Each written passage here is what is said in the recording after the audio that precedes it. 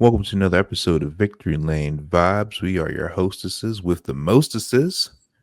Apparently, there's a food bug going around because it's empty hollows here in the studio. But I have Jer with me, and we have a special guest. We have Taylor Kitchens here from Above the Yellow Line. Um, Taylor, to the people who don't know you, tell us a little bit about yourself.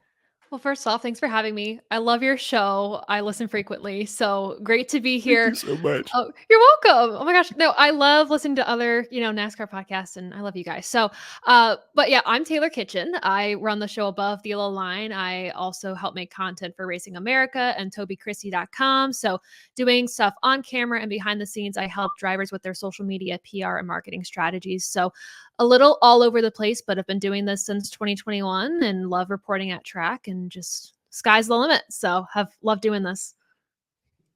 And believe me when we tell you she is a busy woman. We were talking off camera just now when we met back in Richmond earlier in the year. And like she was there for the tweet up and then she was gone. And then we didn't see her again until we we walked into the media center for Denny's post race press. I was like, where you been at? And she was like just super focused in the laptop, just getting all the stuff done. So I too appreciate all of us small time people doing big time things in this industry. So we are just as appreciative of you to spend some time with us this evening to talk about some bowling in Watkins Glen. But I guess before we get into that, we should talk about the Xfinity race yesterday. Connor Zilic is an animal. 100%. He wins the ARCA race in almost embarrassing fashion.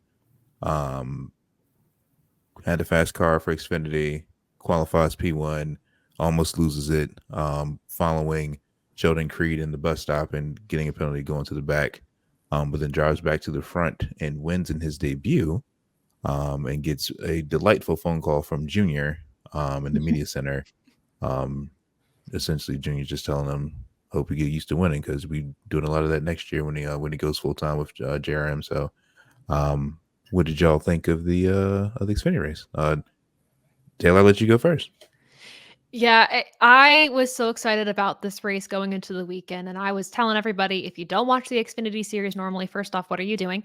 Second off, watch this one because the battle between SVG, Connor Zilic, AJ Allmendinger should have been really good going into this race. And it was, a dog fight. And Connor Zilic, at his young age, the fact that he's winning all these races, not only just within the NASCAR scope, but like the Rolex 24, 12 hours of Sebring, like he's insane. And the fact that Junior is able to get him as their driver next year, that is going to secure hopefully multiple wins for them next season. And gosh, they need to have more wins. They need to be back in championship fashion. And they look like they're going to hopefully do that this year. But for Connor, what an incredible win. And also it's just a fun race overall. It was just a really good one. And then even too, everything behind Connor on those final laps was chaotic to say the least. But nevertheless, Xfinity Series is one of the best products we have in stock car racing. So enjoyable. Yeah, I completely agree. I didn't get a chance to watch the Xfinity race because I was really busy on Saturday, but I caught the highlights and all of my follow-up was just about Connor Zilic. He's just, like you said, he's just really exciting. Like, especially having, I think he has 7 starts in ARCA, like 7 or 8, and he's won 4 or 5 of them, which is an insane stat to have when he's just 2 months into being 18. And yeah, especially the 24 hours of Daytona, like that's just insane. He's the Trackhouse development driver, right? Like that's just ultimately a really good get for them. Like you said, it's a great get for JRM. Also, Sheldon Creed, P2. Oh, again. Yeah. Like it's just, I think I said it a couple weeks ago, like you just have to feel for him. Like, come on, man. And we talked about it a couple weeks ago. Like it takes a lot of talent to finish second as many times as he has, right. But I feel so bad for him. It's at this point, I feel like he's so used to finishing second. Like I talked to him after Darlington where he had the win in his hands and then they had that overtime restart. And I was like, it just slipped. And he was like dejected about it. And he made the comment where he's like, I'm not making a dime this year and everything. But I mean, the consistency helps. It helps his point standings, but at the end of the day, a win is what's going to get money in your pocket. Is a win is what people will most likely remember. But unfortunately, we're remembering him right now as the guy who always finishes second, which in some cases, second is the first guy to lose. Like that Right. sucks. So, Right. Yeah. I don't. Do you guys think he'll get a win this year, like at all? I mean, the Ooh. playoffs are about to start. I don't know. It could be I- like a Busher situation where he comes in and could. gets it and just reminds himself that he has the ability to do this. It's just, oof. Yeah. I feel like I would like for him to get it this year. Because we know what kind of equipment JRM brings every week. Yeah. I have some question marks around the Haas program next year, just as far as where they fall with Ford and just how how that the team's going to gel and mesh and all that stuff. So I'm hoping he gets it done nowish. So then that way the proverbial monkey's off his back, he can relax, he can just finish the rest of the year, and hopefully give himself an opportunity to be in Phoenix with a chance to win a championship and then to start fresh for 25. So keep digging, Sheldon, please. Please. We're pulling for you. And then today, I think the most quotable quotes from this weekend, as far as the Cup Series go, is sometimes you're the ball and sometimes you're the pen. And that was definitely stage 3 of the Cup race today. In case you missed it, Ross Chastain tried to run away. SVG was in tow. There was some malfeasance the first couple laps. Some cars got banged up. Feel really bad for Denny. I've never seen him having to essentially win to advance in this era of the playoffs, but we'll get there in a second. But when the dust cleared, there was 2 overtime finishes leading to SVG and Chris Buescher dueling it out for the win. SVG roughs up Chris Buescher to get in front. Chris Buescher says not so fast, and Chris Buescher wins Prosper Texas Stand Up, the bowling at the Glen at, is that the right name of the race? Go Bowling? Yeah, go bowling at the Glen. Go Bowling at the Glen in Watkins Glen. It's a mouthful. Great race. Feel bad for Juan Pablo Montoya. It was really good to see him in the car. It's just the way I feel like these with these road course races, you have to stay on top of the pit strategy. If you're up front, you have to pit early. If you're trying to flip it, you're just at the whim of when the caution falls, and the caution just fell at really awkward time in stage 3. And I feel like everybody who were the ones that were jumping down and pitting before stage in were the ones that ended up winning one strat and getting the track position to go for the win. So it was interesting to see that play out. But Chris Buescher wins. Mm-hmm. I was excited about this one. I'm not biased, but like, I love the RFK guys and like the Fords and stuff like that. So it really does suck, as Jerry talked about a little bit. He got the win as the playoffs started, but wasn't able to capitalize and get a win before the playoffs started. So it sucks in that sense, but it's fantastic for him to prove that he still can, get that first place. He still can get the trophy, and a bad day for Brad Keselowski. So the lows of RFK's day ends with a high for RFK, finally getting that win, a win that's slipped from his fingers so many times this year. So really good to see him in victory lane and kind of rattling the playoffs a little bit, because I think those guys need a wake-up call. It was a mess for a majority of those drivers today. Yeah, absolutely. I think there was a comment on broadcast that said 10 of the 16 playoff drivers had like significantly race affecting incidents, which is, it's you gotta feel for them, but also, oh my goodness, we had just two playoff drivers in the top 10, and it was, what is it, Cindric and who else was it? Briscoe. Oh my gosh, yeah. Cindric and Briscoe. And I think Cindric is number 10. So just a rough day for them all. But we do have to mention Prosper, Texas. I Googled it because I Google it every time I hear Prosper, Texas. Population 37,746 as of 2022. And one of them won a race today. I mean, we've said it. It's just, it's bittersweet. It's very exciting for him. I'm a huge SVG fan, so I was upset to see, like, part of me, of course, is upset to see the win taken from him, but oh boy, was that win taken. He earned it. Nobody can say that man did not earn that win 100%. And yeah, I mean, anytime somebody's getting emotional in victory lane, I get a little emotional. So I was very, it was one of those days. Same though. Yeah, 100%. It's like as soon as somebody was getting choked up and rattling through their sponsor, like call outs, I'm just like, oh my goodness, this is, how can you not be romantic about NASCAR? But I mean, overall, I think the Cup race, objectively, fantastic race. For me personally, with all of my favorite drivers having just poor showings and unlucky finishes, it was frustrating, I guess, but like ultimately just, I think Watkins Glen really like delivered and showed up today and was just a really exciting race. Not only that, there were some insane stats that came out of this race weekend. So Chris Buescher's win marks the 5th consecutive year where a non-playoff driver wins a race in the playoffs. Nuts. Chris Buescher, starting from 24th, was the worst starting position by a Watkins Glen winner in NASCAR history. Nuts. And then let's see. For Spire, this is the first time all 3 cars got a top 10 in the history of their team.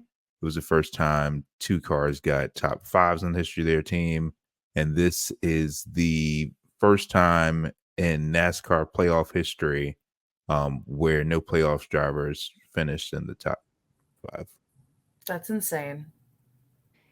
It's crazy. Like I had a love-hate relationship with this race. I did think it was exciting, right? I thought, anytime you go to a road course, you have varying strategy. I did think the new tire that they brought was kind of in the background of this race, but it helped produce better racing, in my opinion. But when you have the 16 best drivers in the field and they're either causing the cautions or there's so many that are just involved in the cautions, and part of me feels like they should be doing better. If you're the 16 best drivers and this is what we're producing, that sucks. I don't want to say that's embarrassing because I feel like that's a little too harsh of a word, but I left this race feeling like so many mixed emotions. I was on a high because I was like playoff upset, fantastic finish, really good strategy. And then I was on a low of like, we really had all of that happen in this race. And all these playoff drivers just got into trouble. And for Brad Keselowski to have 2 pit road mistakes, like that for me is unacceptable if you're a playoff driver. And knowing that Brad is notoriously not that great at road courses too, he had to be flawless. So, in terms of the product was fine. I just think the expectations for what I was thinking we'd have in race 2 of the playoffs would have been higher performance-wise from these drivers. Yeah, I think I would say it's embarrassing if this kind of showing continues. If we continue to see week after week, just, top 10 only has a couple of those guys, and you don't really see, like, the joy of the playoff format is that extra added pressure week after week and as each round of knockouts. And yeah, we're not in like a round, like it wasn't like a knockout race, but it should feel like these guys are racing for higher stakes. And I don't want to say that some of the guys that it felt like they were phoning it in, because I don't think that's the case. It was just, there was that extra oomph, I guess, that I didn't really feel from some of those playoff drivers that, like you said, Taylor, like I would just expect from a playoff driver. And I think the part of it is maybe it's not like none of them are not trying, because they definitely are, and you can tell. I think part of it is maybe they're trying too hard. They're being way too aggressive, way too soon in the playoffs. And it's hurt somebody like Denny Hamlin, who, to be fair, he wasn't that aggressive at Atlanta and it hurt him. And then he made some pretty risky moves at Watkins Glen that hurt him much more. So it's finding that balance. But for drivers like Alex Bowman, Austin Cindric, and Chase Briscoe, I mean, Briscoe had a rough time at Darlington, or not Darlington. He won that race at Atlanta. But those drivers who have been able to be consistent and get those points and maybe not make as many risks are sitting really well in the standings right now. And Chase Briscoe made up really good ground this race to where he's above the cutoff line now. So risk versus reward. And I think these drivers are taking way too many unnecessary risks. That's causing the type of racing that we're having right now. That's a good point. It was a little chaotic and probably not the best ways, So I agree. Yeah, that also speaks to just the wrecks that we saw, especially the one with William Byron and Brad Keselowski.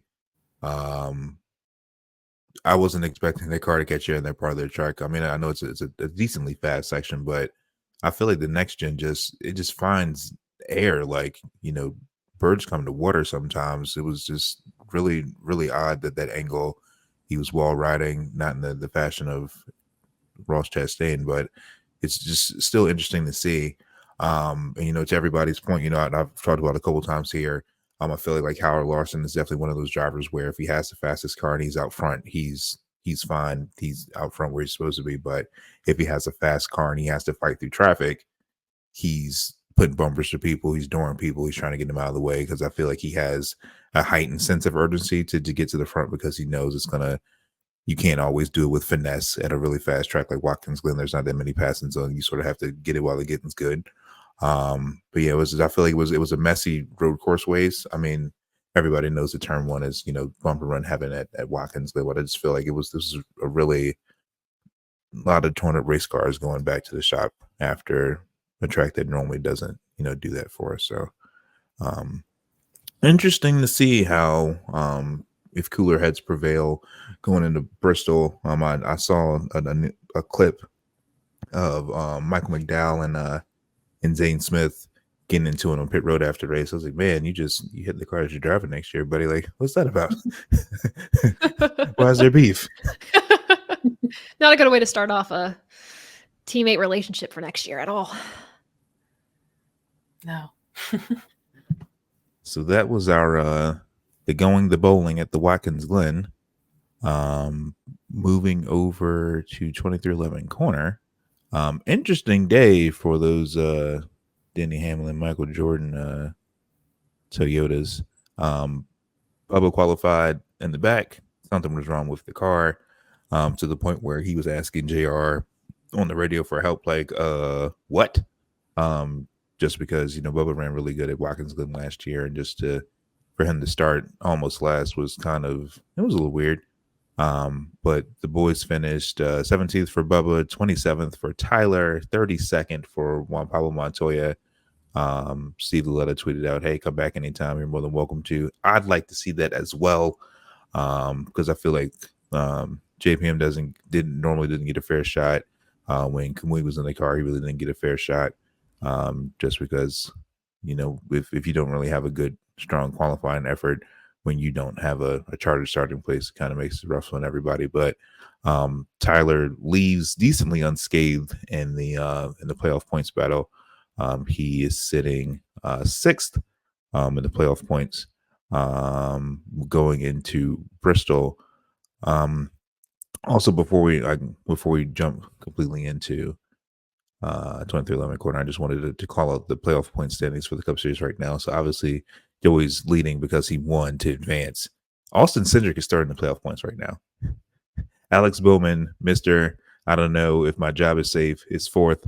Daniel Suarez is fifth in playoff points. Like this race shook up a lot of stuff, and Saturday night's going to be insane. I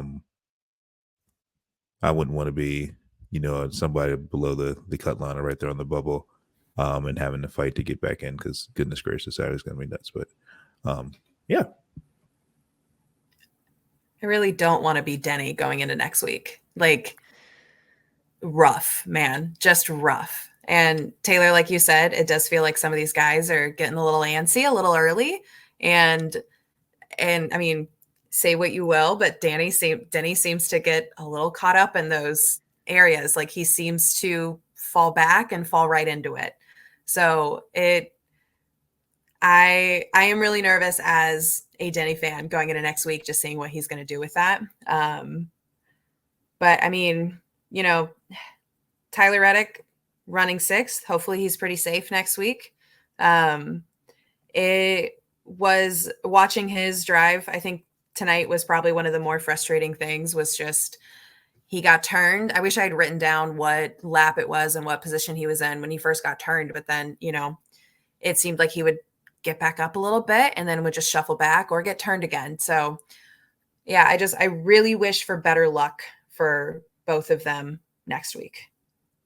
And at least Denny, what he has going for him is he did technically win Bristol. I know we had the L2 penalty for the engine and all that stuff we're not going to get into, but he did win Bristol, and to Martin Truex Jr. just going at another Toyota driver right now. I mean, he was second place at Bristol. So the Toyotas, they have a good track record there. The interesting part is going to be the tire. It's the same tire that they brought in the spring, which we know brought chaos, but it was fun chaos. We love fun chaos. So it should be a decent track for Reddick at least, and hopefully things are looking up there. But to what you both said, being below that cutoff line right now, especially being Denny Hamlin and Martin Truex Jr., it technically is a great track historically for them both. But that can change so fast depending on the situation, and knowing it's a cutoff race, everyone's going to do whatever they can to win their way in or to get above that cutoff line. And Denny trying to straddle the idea of playing it safe and going all in. He struggled with that. And I think a lot of that is just pressure to either finally get the monkey off his back, get in the championship, or it's the pressure of, when will I choke? When is the time of the playoffs where I will just kind of lose it, which is unfortunate because we see that with Denny. We've seen that with him the past few years, but hopefully it'll be a good track for Toyota and they'll be able to pick it up. Like he said on the sign on his back, don't ask him about his year. It's always his year. Yes, it's always his year. Always his year until the moment it's not. Exactly.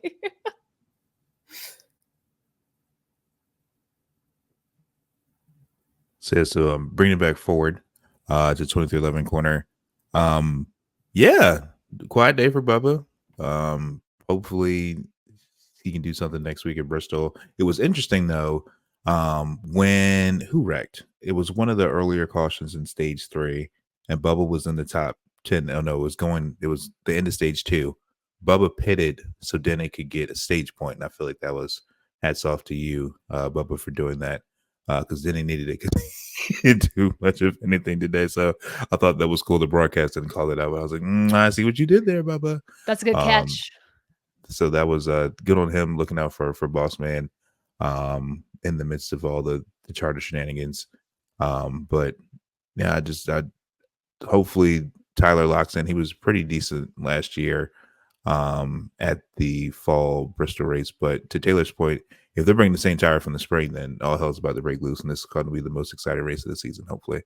I just need it to be 40 degrees like it was in the spring, and we can have absolute mayhem the way that Bristol deserves as the coin to last great Coliseum. So team chaos for this weekend in that regard. But yeah, it's weird talking about Bubba and Tyler when they're both not in the playoffs. It's odd. I remember when we started last year and we were able to talk about both of them and their playoff experiences and the points and the gathering, all that stuff.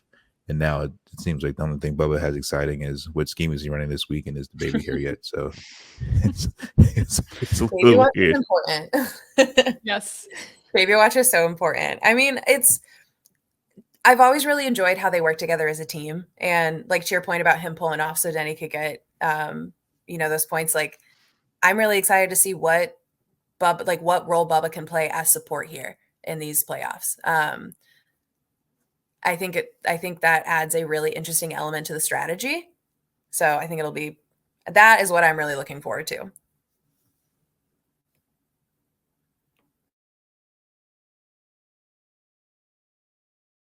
Yes, well, we'll see what happens. Moving on to everybody's favorite part of the show. It's time for Lights Too Bright. Y'all just say it at once, like just like 3, 2, 1, like rip off the Band-Aid. Are we in unison again? Like, this is crazy. Is it Corey LaJoy? Is he winning again? I think he's winning again. And just because, I mean, I'll go first. I'll give Corey LaJoy the Lights Too Bright. I'm proud of him for the finish that he got today. Regardless if he destroyed 13 cars to do it. But at least he finished the job and he got a top 10. So, Corey's still looking for a ride for next year. There's some rumors swirling around where he may go, but of course, until the charter thing's locked up, nobody can say anything. Mum's a word. But I'm glad that he was a terrorist and it worked out in his favor for a good points finish for him and his team. So Corey, you win it, but I gave you also a backhanded compliment, so you're welcome. I'm going to do the opposite. I'm going to give him it and then not give him his flowers for it because I think that's so dirty. Like, I hate it. I hate so much when somebody is, like you said, an absolute terrorist and then has a top 10 finish. It is like, it adds a level of arrogance to it that just grinds my gears so much. Like, not to say grinds my gears and mean it, but like, oh my goodness. It's so frustrating.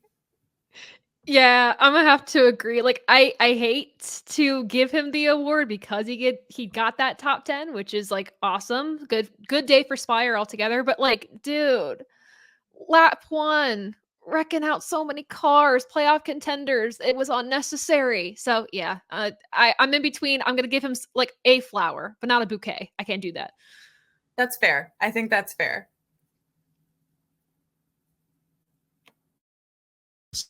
So I'm very optimistic that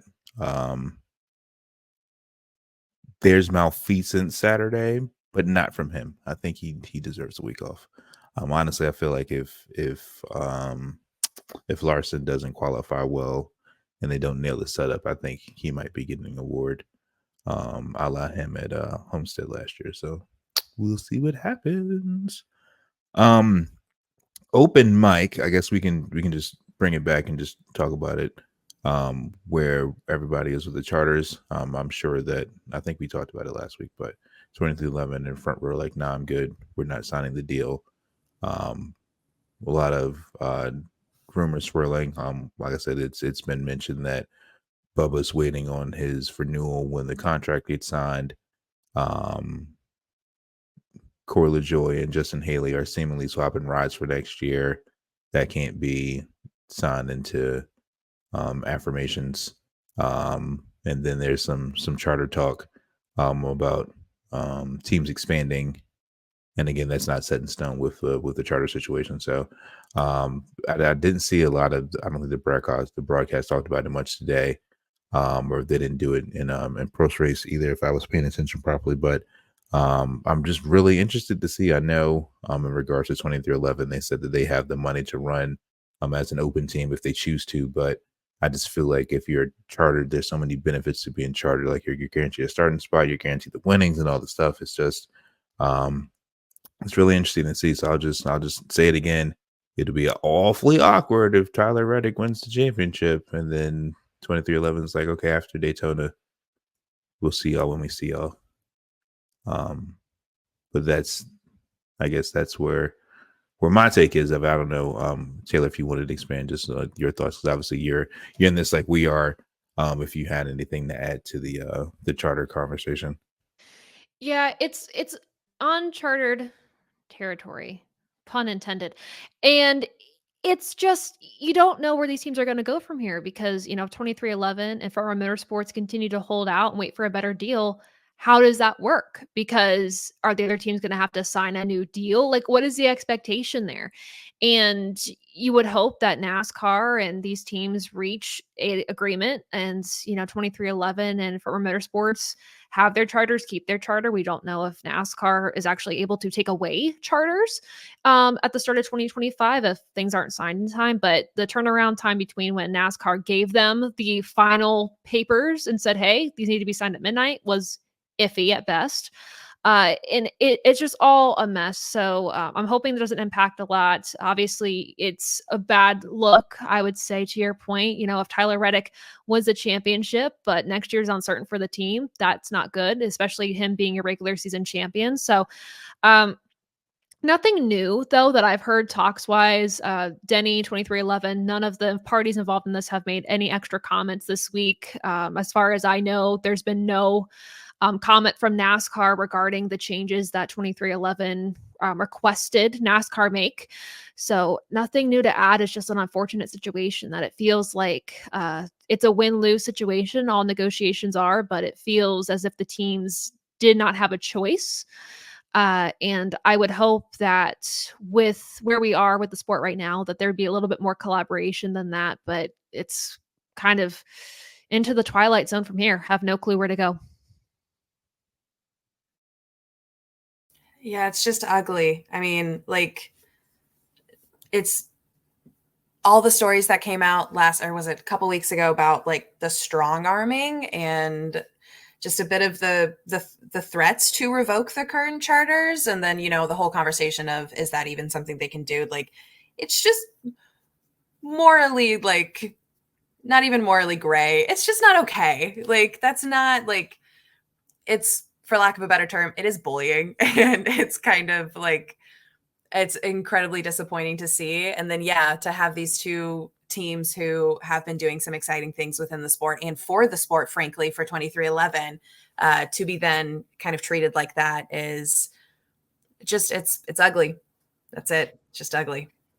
And on the flip side to that too is you have like a newer team owner in Brad Keselowski that said, we didn't really feel like we were forced to sign the deal, but we got to a point, same thing with Justin Marks, where we didn't feel like we could bend NASCAR's will anymore. So you do have some newer team owners that said, we were okay signing it. We can build a business off of this, but it's not the best. But I will say, to your point, Jer, like, I commend 23XI for changing the game in the sport. They're changing how sponsor activations work. They're changing so much for the better.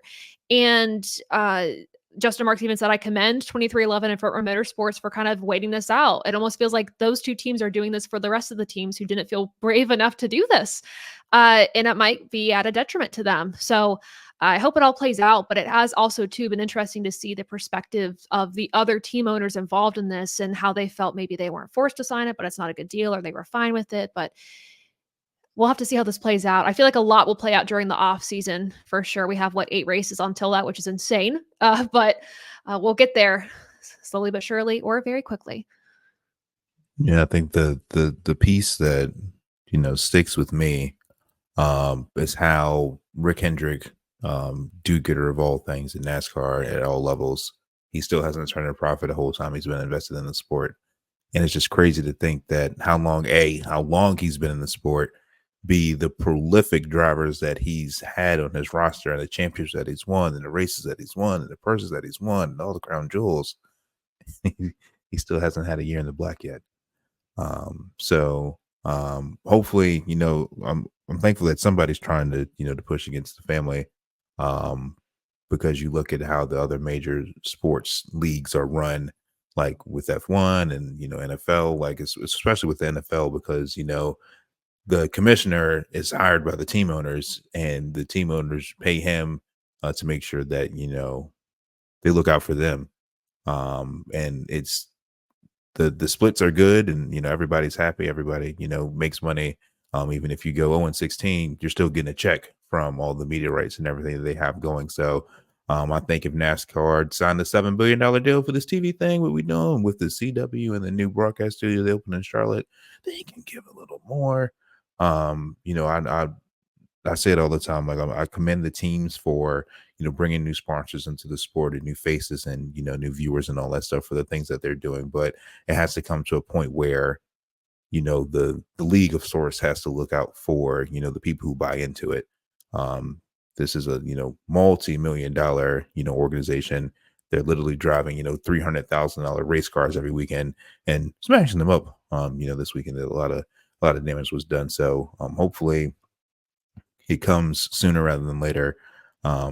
And if, it would be good if Front Row and 23XI hold out and they get something done and it does help the whole entire garage, then, it was worth it. So we'll just sit patiently and wait and see what happens. It could be next week. It could be, February 12th of 2025 before the duels start, before something is agreed upon and settled. So hopefully it comes before then, but we'll definitely keep our ears to the streets and see what's going on. But with that, Taylor, can you please inform our listeners and yours, of course, where they can find you if they are not familiar with what you do and where you are? Shameless plug. Oh, I love that. Well, first off, thanks for having me. This was so much fun. For This sure. this was also just a good race to recap too. But loved being here. So thank you so much. And for everyone who doesn't know me, wants to know more about me, what I do, just go to abovetheyellowline.com. It has all my social media handles, highlights of my content, driver services from PR, marketing, social media. Everything I do is on abovetheyellowline.com. So make sure to check me out there and follow me on socials. She's everywhere you want to be. So make sure you follow Taylor. We say it all the time. If you look at the people that we follow on the podcast account, they're safe people to follow. They're not and Taylor's one of them. She's safe. You can follow her. But cool. With that, it's been a really impactful episode of Break the Lane Vibes. We will catch y'all at some point this weekend. I don't know if y'all can see us Saturday night. Maybe we'll record Sunday, but we'll figure that out when we get there. But until next time, peace.